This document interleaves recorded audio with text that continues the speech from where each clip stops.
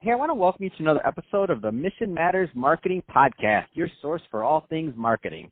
My name is Adam Torres. You can follow me on Instagram at AskAdamTorres. Keep up with my book releases, book tour schedule, signings, all that other good stuff. Always love to connect with you there. And as always, if you'd like to apply to become a co-author of one of my upcoming books, just head on over to the website, missionmatters.com, and click on Become an Author to apply. All right, so today I have Matt Bruen on the line, and he works over in branded content partnerships at FameBit by YouTube. Matt, welcome to the show. Thank you so much. Excited to be here. I'm excited to have you on, and I want to get into what you're doing over at FameBit and the acquisition. But before we do that, let's get a little bit further into your background. So how did you get started in your career in business? So I started when I was 19 years old working in startups, and a buddy of mine, a little bit older, got a job working at a startup in San Francisco, kind of at the very end of the dot-com bubble. So it was I got in like pretty much a year before everything imploded. And it was a totally wild experience to be like a 19, 20-year-old. I was working for a company called Neomar. Went from 20 to 100 people, back down to 20 people, and then out of business pretty fast. However, just the dynamics of the environment, the excitement, and the possibility of the stock options and seeing what was happening, it never dampened my spirits. And I decided after that, I just wanted to continue pursuing startups. And so, I went back to college. After that, I came out again. I started working for Sonos when they were super, super early stage, 40 people shipping product to market. And then I've just been with startups ever since, really up until our acquisition a couple of years ago. Man, what an amazing story. And, there's some younger audience, maybe they're just getting started out there, just graduating college, and they're listening to this right now, and they're thinking, go big, big company or startup. There are pros and cons to both, but I will ask you, what do you think some of the benefits of going the startup route right out of college are, just from your experience? Well, I think the number one benefit is you get to do a lot of things that you can't do if you go work for a big company. So it exposes you to just this massive world where you're wearing a lot of hats. You get to grow really fast as a person. But also when you're young, you don't have a mortgage payment and a car payment and all these financial burdens that you have to take care of. And so I think when you're young is absolutely the best time to go out and take all those risks, because even if start at 21, by the time you're 30, you can start over again if you needed to. I'm almost 40, and it's a lot harder to do that now. Man, I love it. I think that's great advice. Let's switch it up. I do want to get into FameBit, the acquisition, all the good stuff you're doing over there. Where do you want to begin? So I can talk a little bit about FameBit, how we started, how we got acquired, and what's happening in the market, if that sounds good to you. That's awesome.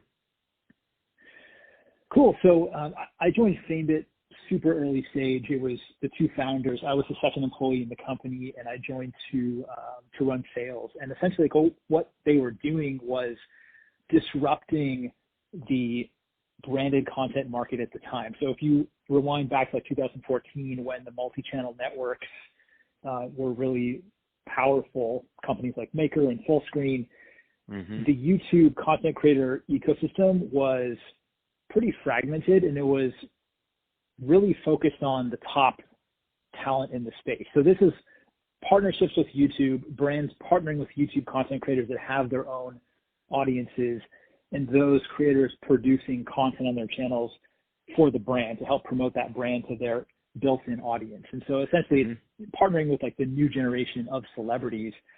And if you go back in time, the MCNs were signing talent into their networks, and we built an open marketplace platform to disrupt that, where we said, hey, any YouTuber can join for free, any brand can join for free, and they can collaborate with each other for the creation of this content.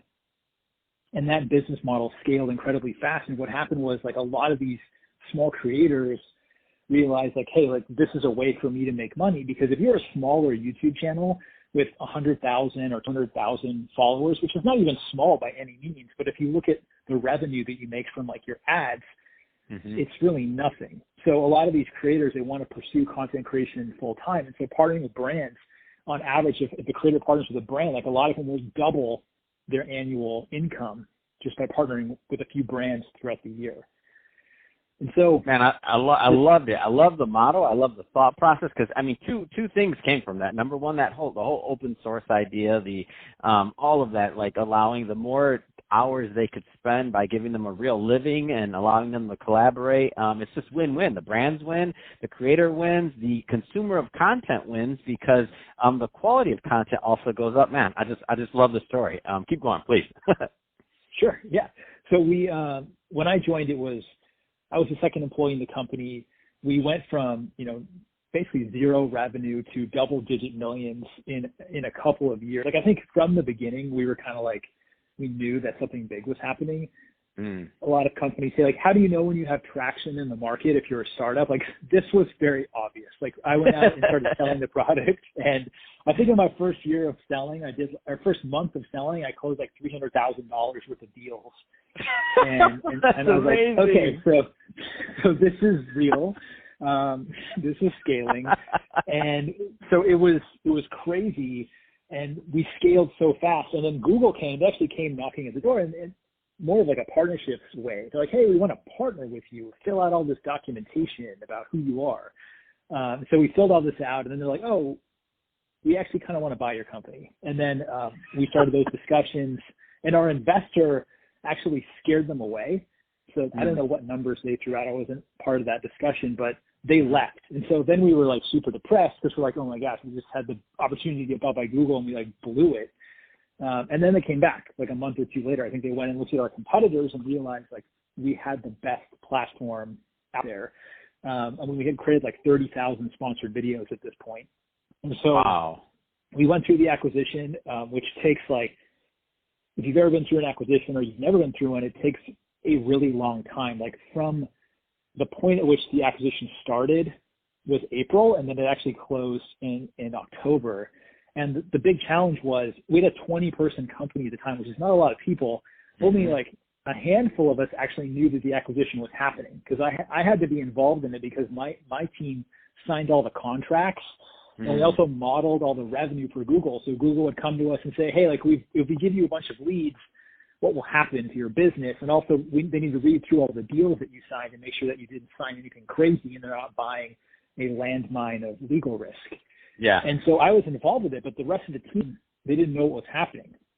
And so they were really confused because we're constantly going in these weird like closed door meetings. And then on top of that, I couldn't tell anyone. So I couldn't tell my family.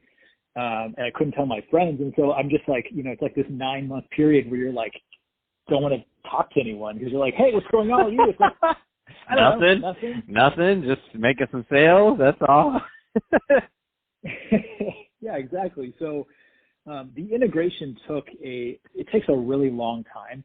And just, I've worked at Google for like 3.5 years now, and just working at Google, it takes a really long time to figure out how Google functions as a business because, I mean, it's a really complicated organization. But the really cool thing is that YouTube understands the importance of what we're doing, obviously because they own the platform. And I think they're in such a unique position where because we are YouTube, we can really look out for what is best for all three sides of the platform, the viewers, the YouTubers themselves, and the brands, and try to make this a better system for everyone. And so what we're bringing to the table now is really advanced audience insights and measurement. And so when we work with brands, we can say, these are the types of influencers and types of content that your target audience is watching, and here's how we can integrate into them, and then here's how we can measure it so we can show you how this is delivering against your business objectives and your KPIs. So let's what an amazing story, first off. Thank you for sharing that. Let's get a little bit more into FameBit for those that are listening that are not familiar. So just let's go a layer deeper. So now it's been acquired by YouTube, obviously, as you mentioned. So what's next for FameBit? Well, I think the big thing we've been trying to figure out is how do we convince advertisers to trust the data that we're showing them? Because what we found is a lot of advertisers, when they're working with content creators, they become really focused on the visual aspect, like the look and feel of the influencer themselves, their channel, et cetera, and not focusing so much on the science behind it, the data. And we're really leaning in hard to that, just to say, and what we found is the brands that say like, okay, we're going to give you some control, release the reins, and let you drive us to the creators that will make sense for us based on the science behind who's actually watching the content. Those are the brands that have been a lot more successful and have been able to like continue to scale this channel.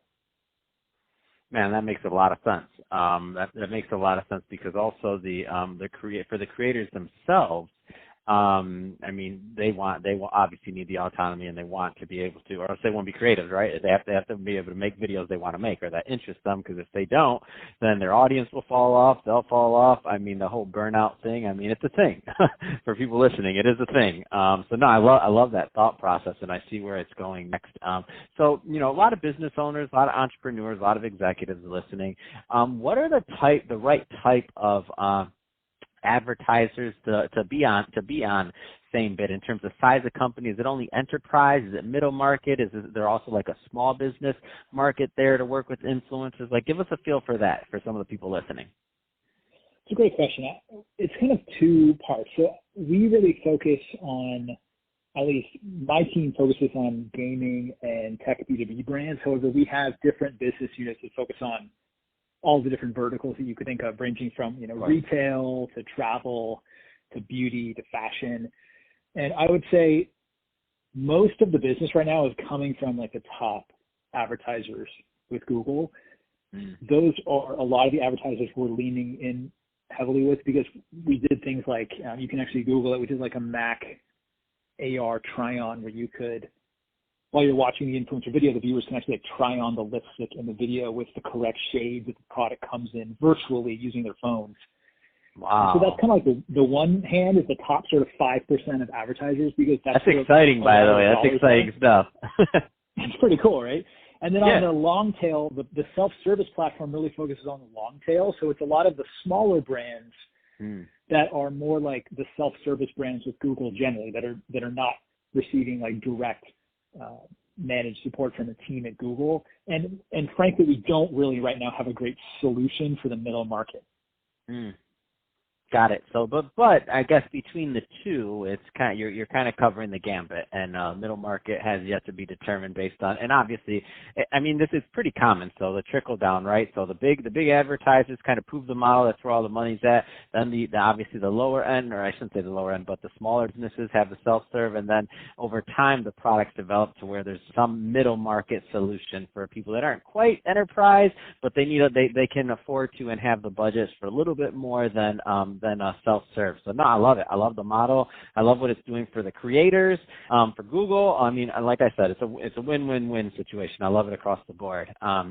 So Matt, if somebody's listening to this and they want to learn more about FameBit or to connect, I mean, what's the best way for them to do that?